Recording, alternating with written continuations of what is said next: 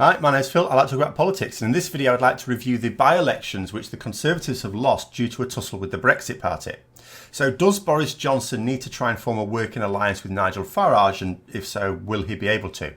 But first, if you find yourself enjoying the video, then please click the like button and subscribe to the channel. So we've had two by-elections now that the Conservatives have lost. In one case, it had been a Labour seat that remained Labour, in the other a Conservative seat that switched to the Liberal Democrats. But in both cases, if you added up the number of Conservative plus Brexit Party votes, then if we assume that the Brexit Party weren't there and that all of those Brexit Party votes had gone to the Conservatives would have won both seats. And what really struck me about the aftermath of the results this week that removed yet another seat from the Conservatives was the view being expounded from within the Tory party that the Liberal Democrats threw everything at that election. Well, of course they won. They took it really seriously, whereas the Conservatives didn't, and that the result was fairly close. So that means that it's vindication for Boris Johnson. Now, how warped and riddled with holes does your brain have to be for that to make any sense? For a start, why didn't the Conservatives throw everything at it? Votes in the Commons are already at a premium. Theresa May's government had been defeated on crucial motions by a single vote on more than one occasion. What sort of brain-addled Prime Minister would not throw everything at a by-election under these conditions? It's a by-election. It's not a general election where everyone has to fight for their own seat. A by-election, a single election in a single place in the country on one day where all of the senior members of interested parties could descend upon that area and get out and campaign for every vote if necessary. The fact that they only sent Lord Snooty was more than a little curious. It's almost like Boris Johnson knows he's got to face a general election to get his no-deal Brexit through, and so one more lost vote doesn't really matter because he knows the odds are stacked against him anyway. It was already clear that he was preparing for a general election, and this action, or inaction I suppose, might just indicate that he's relishing it. Certainly resigned to it. And it's not mission impossible. Labour are consistently performing poorly in both elections and the polls, but the huge fly in the ointment that Johnson has to contend with are the new kids on the right-wing bloc, at any rate, with the Brexit Party. Now, if they field, the Brexit Party that is, if they field candidates in all 650 constituencies, as they are threatening to, then the Conservatives are in trouble. They are going to split that right-wing Brexit vote in region after region the length and breadth of the country. Now, the Conservatives, who elected Johnson as leader, thought that he would be the one to take on Farage and make his Brexit Party as irrelevant as UKIP has now become. That's the reason they got behind him. I cannot emphasise just how much Boris Johnson is hated within his parliamentary party. But they put the survival of their party ahead of their, hatred for him and elected him leader. But the thing is, Boris Johnson hasn't defeated the Brexit Party. That hasn't happened.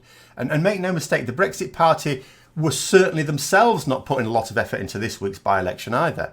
It isn't especially fertile Brexit ground compared to many, and it's surely a more efficient use of money and law-breaking schemes to wait for a full-blown national set of elections to bring their A-game.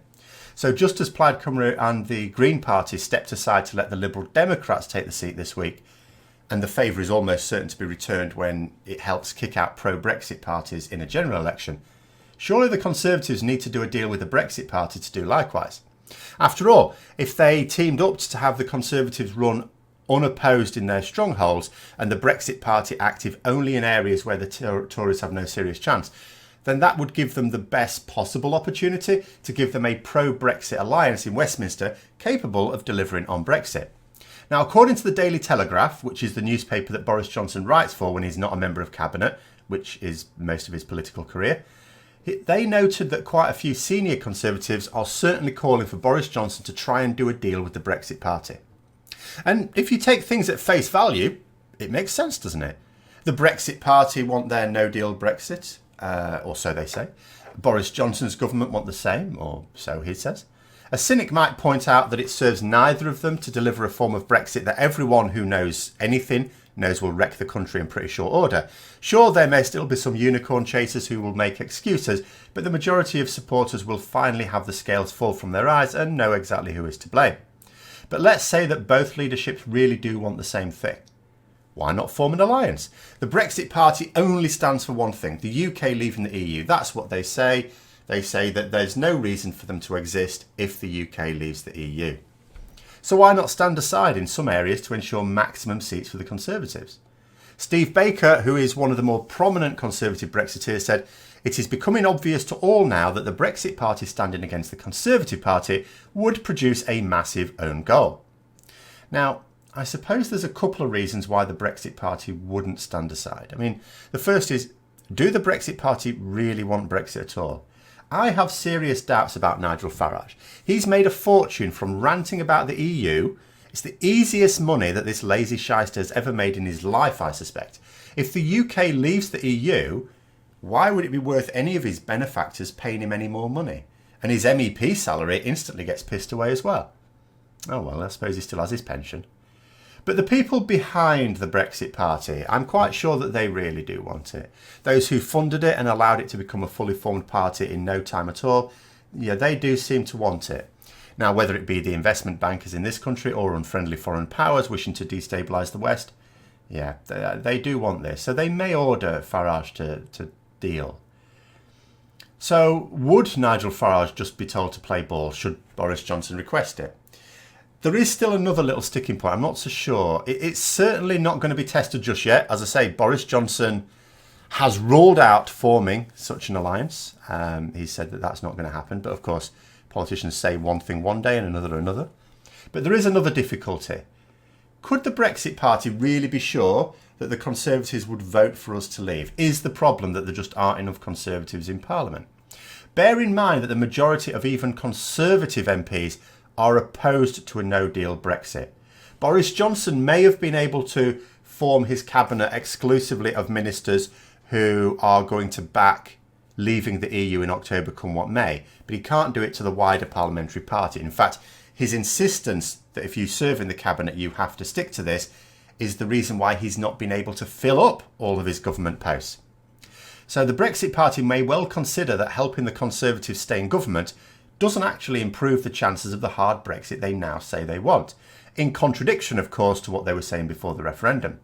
So it may well be, if we accept that both Farage and Johnson genuinely want this hard Brexit, that they are screwed regardless. If the Brexit Party form an alliance, then they maximise the chances of a Conservative government that is still unlikely to command enough votes to take us out of the EU without a deal. And the Brexiteers in Parliament will always vote against taking us out with a deal.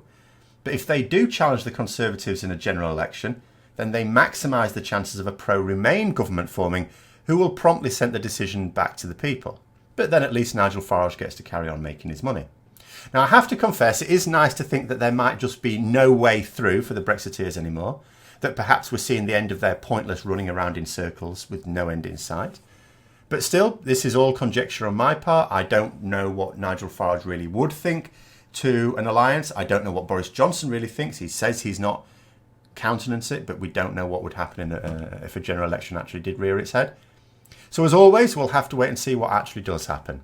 So I hope you found the video interesting. If you'd like to support the channel further, then please click the Patreon link for details. And until next time, I'll see you later.